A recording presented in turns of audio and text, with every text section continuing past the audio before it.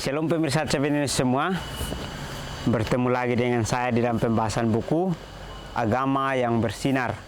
Buku ini diambil dari tulisan Nyonya Ellen G. White, di mana buku ini ditulis dalam bahasa yang jelas, sederhana dan indah.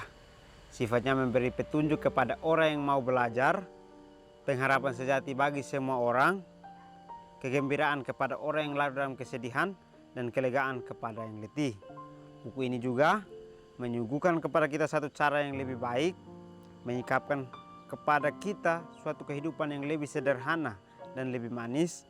Semua pembaca akan penuh dengan kegembiraan dan kesukaan, bersinar, menyinarkan kasihnya dimanapun kita berada. Jadi buku ini menarik untuk kita pelajari, di mana pelajaran-pelajaran di dalam akan memberikan kita contoh bagaimana kehidupan Tuhan yang selalu memberikan kita pengaruh untuk kita ikuti, sehingga hidup kita hanya bersandar kepada Tuhan sendiri, sehingga sinar itu datang ke dalam kehidupan kita lalu kita bagikan dimanapun kita berada.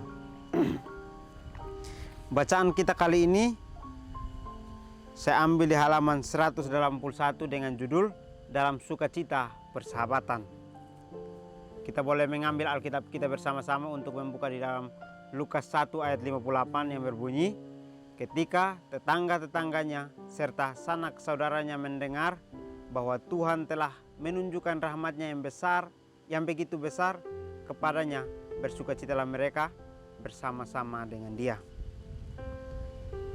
Simpati yang bersahabat dan perasaan yang lembut terhadap orang lain akan membawa berkat bagi jiwa Anda dan akan membawa Anda ke dalam hubungan dekat dengan penebus kita yang kedatangannya ke dunia untuk tujuan berbuat baik dan yang hidupnya akan kita tiru. Testimony for the Church jilid 3 halaman 527. Baik, pelajaran kita sangat menarik di sini, katakan bahwa sukacita persahabatan, di mana hidup kita harus selalu memiliki sahabat, sehingga di mana kita selalu bersandar kepada sahabat kita. Setiap keluh kesah yang kita alami, kita ceritakan kepada sahabat kita, yaitu Tuhan kita Yesus Kristus. Jadi kita harus selalu bersahabat dengan Tuhan, karena setiap apapun yang kita alami dalam kehidupan kita, kita harus sampaikan kepada Tuhan, karena Tuhanlah yang akan memberikan kita jalan keluar.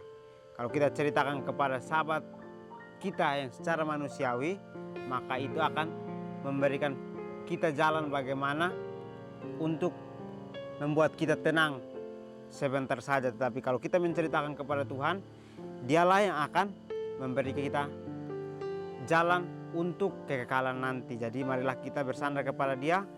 Kita harus menceritakan apa yang kita alami, sehingga Dia boleh memberikan kita jalan mana yang harus kita ikuti. Di dalam ayat intinya mengatakan bahwa ketika tetangga-tetangganya serta sanak saudaranya mendengar bahwa Tuhan telah menunjukkan rahmat-Nya yang begitu besar kepadanya, bersukacitalah mereka bersama-sama dengan Dia. Jadi contoh yang kita ambil di sini, ketika kita dalam masa kesulitan, kita dalam masa kekecewaan, tetapi kita datang kepada Tuhan, maka Tuhan akan memberikan kita rahmat-Nya yang begitu besar, sehingga kita boleh rasakan. Lalu kita memberikan contoh ini kepada tetangga-tetangga kita dan sanak saudara kita, untuk semuanya mereka melihat bahwa hidup bersama dengan Tuhan atau bersahabat dengan Tuhan sangat besar sukacitanya, sehingga Dia mengundang semua mereka untuk bersama-sama dengan Dia bersukacita memiliki sahabat seperti Tuhan. Simpati yang bersahabat dan perasaan yang lembut terhadap orang lain akan membawa berkat bagi jiwa kita. Ini sangat menarik ya, di mana hidup kita sehari-hari kita harus memiliki rasa simpati. Rasa simpati ini bukan hanya kepada orang yang dekat sama dengan kita, tetapi kepada orang yang ingin kita jadikan sahabat. Jadi simpati kita tidak terbatas hanya untuk orang-orang yang kita kenal, tetapi simpati kita untuk semua orang, dan juga perasaan lembut yang Tuhan berikan kepada kita harus kita jadikan sebagai berkat untuk diri kita dengan cara kita bersimpati kepada orang lain dan akan membawa Anda ke dalam hubungan dekat dengan penebus. Jadi rasa simpati yang kita miliki, perasaan lembut yang kita lakukan akan membawa berkat untuk diri kita sendiri, lalu kita akan mendekat kepada penebus kita yang secara kebenaran dia yang akan datang ke dunia hanya tujuannya untuk berbuat baik dan hidupnya akan kita tiru. Jadi Tuhan akan datang untuk berbuat baik melalui rasa simpati yang dimiliki, di mana rasa simpatinya akan kita tiru di dalam kehidupan kita. Jadi pelajaran kita sangat menarik, di mana sesuatu hal yang dilakukan Tuhan kita juga harus bisa kita lakukan. Simpati yang dia miliki, dia berikan kepada kita, maka kita juga harus memiliki simpati untuk memberikan kepada orang lain. Karena pada saat orang lain menerima simpati kita, maka kita sendiri memiliki berkat untuk jiwa kita sendiri. Kasih dan minat para pengikut Kristus harus seluas dunia. Mereka yang hidup hanya untuk aku dan milikku akan gagal masuk surga. Baik, pelajaran kita sangat menarik, teguran keras untuk kita, di mana kasih dan minat para pengikut Kristus harus seluas surga, atau harus tidak terikat, semuanya harus kita lingkupi, di mana hidup kita bukan hanya untuk diri kita sendiri atau milik kita sendiri, tetapi hidup kita harus bisa mencakup semua yang ada di muka bumi ini. Karena di sini dikatakan bahwa pengikut Kristus harus seluas dunia. Artinya adalah memiliki rasa simpati kepada siapapun, di mana semua orang kita dapat menjadikan sebagai sahabat, sehingga berkat itu bukan hanya untuk milik kita, tetapi kita bagikan untuk mereka juga, supaya kegagalan untuk masuk surga itu bukan hanya untuk kita, tetapi kita akan mendapatkan satu kesenangan pada saat kita memiliki jalan untuk masuk ke surga, dengan cara kita tidak menahan kasih yang Tuhan berikan, minat yang Tuhan berikan untuk menjadi berkat buat orang lain, itu harus kita bagikan juga supaya kita tidak gagal untuk masuk surga. Kita harus memiliki kata-kata dan perbuatan yang memikirkan orang lain dengan lemah lembut. Kita dapat mewujudkan 1000 perhatian kecil dalam kata-kata yang ramah dan penampilan yang menyenangkan, yang akan tercermin pada kita lagi. Orang-orang Kristen yang tidak berpikir untuk menunjukkannya dengan mengabaikan orang lain berarti mereka tidak bersatu dengan Kristus. Mustahil untuk bersatu dengan Kristus namun bersikap tidak baik kepada orang lain dan melupakan hak-hak mereka. Banyak yang sangat merindukan simpati yang tulus. Tuhan telah memberi kita masing-masing identitas kita sendiri yang tidak dapat digabungkan dengan identitas orang lain, tetapi karakteristik individu kita akan jauh kurang menonjol jika kita adalah milik Kristus dan kehendaknya adalah milik kita. Hidup kita harus dikuduskan untuk kebaikan dan kebahagiaan orang lain, seperti halnya juru selamat kita.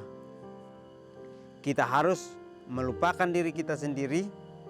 Kita harus melupakan diri sendiri, selalu mencari peluang bahkan dalam hal-hal kecil untuk menunjukkan rasa terima kasih atas bantuan yang telah kita terima dari orang lain, dan memperhatikan kesempatan untuk menghibur orang lain dan meringankan serta mengurangi kesedihan dan beban mereka dengan tindakan yang lembut melalui kebaikan dan perbuatan kasih yang kecil, sopan santun yang bijaksana ini yang dimulai dalam keluarga kita, meluas keluar lingkaran keluarga, membantu melengkapi kebahagiaan hidup dan mengabaikan hal-hal kecil.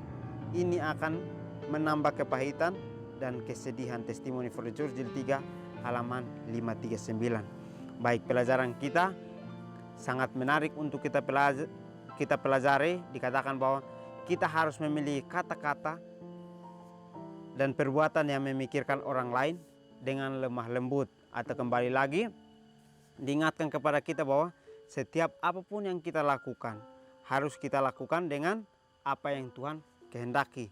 jangan kita lakukan dengan apa yang kita inginkan. Karena apa yang kita inginkan, kita sedang membuat diri kita untuk selalu ditonjolkan. Padahal di sini dikatakan bahwa Tuhan sudah memberikan identitas diri kita untuk kita tidak sama dengan orang lain, tetapi identitas kita tidak akan atau akan kurang menonjol, tetapi apa yang Tuhan berikan akan selalu menjadi pusat perhatian dalam kehidupan kita. Jadi kita dapat mewujudkan 1000 perhatian kecil dalam kata-kata yang ramah dan penampilan menyenangkan yang akan tercermin pada kita lagi. Jadi apapun yang kita lakukan, hal kecil pun yang kita lakukan harus kita syukuri, karena itulah yang akan menjadi penampilan yang menyenangkan pada saat orang melihat itu. Karena orang akan menjadikan kita sebagai cermin dirinya untuk mereka dapat melihat bahwa orang ini patut kita tiru karena hidupnya sebagai orang pengikut Tuhan selalu melakukan sesuatu hal yang berbeda, sehingga mereka dapat memperhatikan bahwa orang ini patut untuk kita contohi. Orang-orang Kristen yang tidak berpikir untuk menunjukkan dan mengabaikan orang lain berarti mereka tidak bersatu dengan Kristus. Sangat menarik di mana orang yang mengaku Kristen harus bisa bersatu dengan Kristus, tetapi orang yang berpikir untuk menunjukkan dirinya dengan mengabaikan orang lain berarti tidak bersatu dengan Kristus. Artinya adalah dia menginginkan dirinya yang selalu terdepan, bukan orang lain, berarti dia tidak memiliki kesatuan dengan Kristus. Tetapi orang Kristen yang sejati harus berpikir untuk menunjukkannya dengan tidak mengabaikan orang lain untuk bersatu dengan Kristus. Jadi kita harus bisa menjadi sahabat kepada semua orang untuk kita bisa memberikan contoh bahwa hidup kita dengan Kristus adalah satu adanya. Mustahil untuk bersatu dengan Kristus, namun bersikap tidak baik kepada orang lain dan melupakan hak-hak mereka, banyak yang merindukan simpati yang tulus. Jadi pengalaman yang kita miliki berjalan bersama dengan Tuhan, itulah yang akan membuat persatuan kita dengan Kristus akan menjadi satu ikatan yang kuat, sehingga pada saat kita ingin untuk menjadi sahabat orang lain, maka itu kita akan memberikan contoh-contoh yang Tuhan sudah berikan di dalam kehidupan kita, sehingga orang lain dapat melihat bahwa mereka juga bisa mendapatkan simpati yang tulus yang Tuhan berikan dalam kehidupan mereka. Jadi tidak ada yang mustahil datang dari Tuhan. Semuanya Tuhan akan berikan, tetapi kita harus memiliki rasa persatuan bersama dengan Tuhan. Tuhan telah memberi kita masing-masing identitas kita sendiri yang tidak dapat digabungkan dengan identitas orang lain, tetapi karakteristik individu kita akan jauh kurang menonjol jika kita adalah milik Kristus dan kehendaknya adalah milik kita. Baik, sangat menarik. Di sini dikatakan bahwa Tuhan sudah memberikan identitas kita masing-masing, sehingga identitas kita tidak akan sama dengan identitas orang lain. Tetapi yang Tuhan berikan dalam kehidupan kita adalah karakter yang berbeda atau karakter individu kita, di mana karakter individu kita akan jauh kurang menonjol atau tidak akan menjadi pusat perhatian kita, tetapi yang seharusnya adalah kita memiliki kehendak yang adalah kehendak Tuhan, dan apapun yang kita inginkan adalah rencana Tuhan yang harus terjadi dalam kehidupan kita. Jadi hidup kita harus selalu menjadi milik Tuhan, dan juga kehendak Tuhan adalah milik kita sendiri. Jadi inilah pelajaran yang dapat kita ambil, poin pentingnya bahwa semua hidup kita harus bergantung kepada Tuhan, karena Tuhanlah yang akan membuat hidup kita untuk menjadi satu sahabat yang memiliki rasa simpati yang sangat besar. Hidup kita harus dikuduskan untuk kebaikan dan kebahagiaan orang lain, seperti halnya juru selamat kita.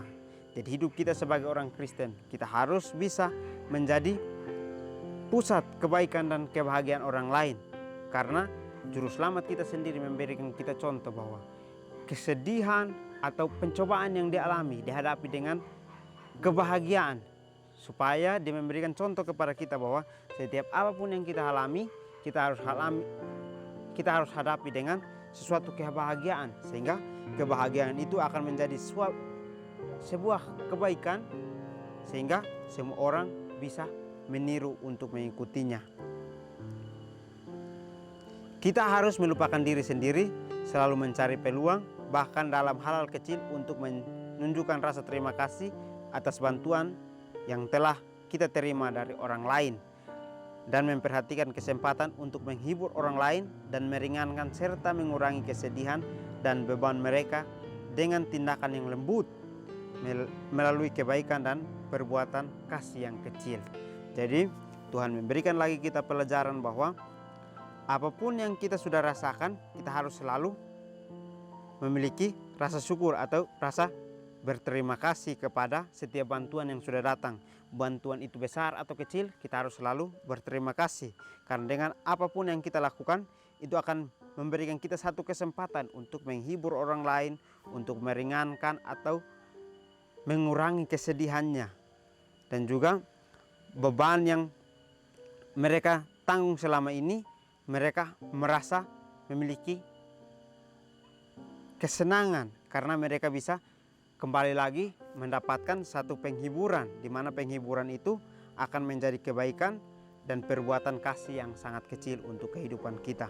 Sopan santun yang bijaksana yang dimulai dari keluarga kita, meluas keluar lingkaran, membantu melengkapi kebahagiaan hidup dan mengabaikan hal-hal kecil, ini akan menambah kepahitan dan kesedihan hidup. Testimony for the Church jilid 3. Baik, di akhir pelajaran kita sangat menarik di sini katakan bahwa sopan santun yang bijaksana mulai dari keluarga kita, yang artinya adalah sesuatu hal yang ingin kita lakukan harus terlebih dahulu kita lakukan di dalam kehidupan kita, lalu kita masuk ke dalam keluarga, lalu kita akan meluas keluar lingkaran sehingga dapat membantu untuk melengkapi kebahagiaan hidup. Dengan mengabaikan hal-hal kecil akan menambah kepahitan dan kesedihan hidup. Jadi apapun yang kita alami, kita harus selalu percaya bahwa sahabat kita akan selalu memberikan kita sukacita pada saat kita datang untuk meminta pertolongan kepadanya. Tetapi pertolongan yang diberikan bukan hanya pertolongan semata, tetapi harus kita praktekkan juga pertolongan yang dia sudah berikan dalam kehidupan kita. Baik, jadi inilah firman Tuhan yang dapat kita bahas. Kita akan bertemu di pertemuan selanjutnya. Kiranya Tuhan Yesus memberkati kita semua.